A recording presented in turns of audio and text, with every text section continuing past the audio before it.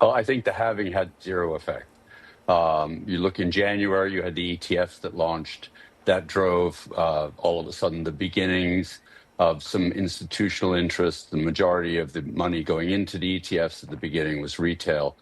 And then you started seeing some pension funds starting to buy into ETFs and into Bitcoin related equities like our stock or MicroStrategies.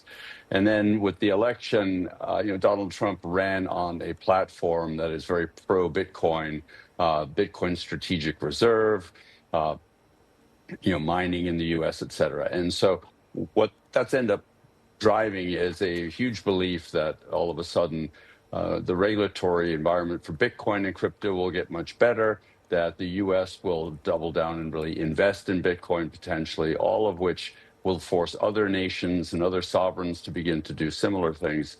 So the expectation is that Bitcoin price is going to run. If you look at where Bitcoin was just a few days ago, every single Bitcoin that had been purchased was in profit. And you started long-term holders rather, who had held Bitcoin for years, beginning to liquidate a little bit to take some profits. And there is so much demand in the market that it just keeps soaking it up.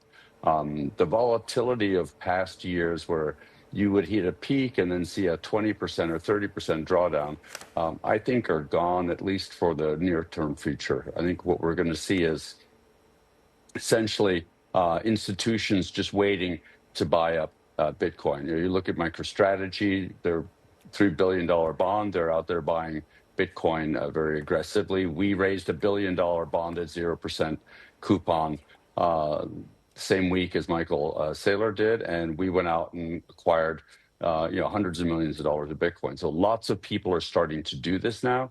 And so anybody who's selling is selling into a market where there's ample demand. And I think that for the foreseeable future, we'll continue to see Bitcoin price move up, up and down, but generally the trend will be upwards.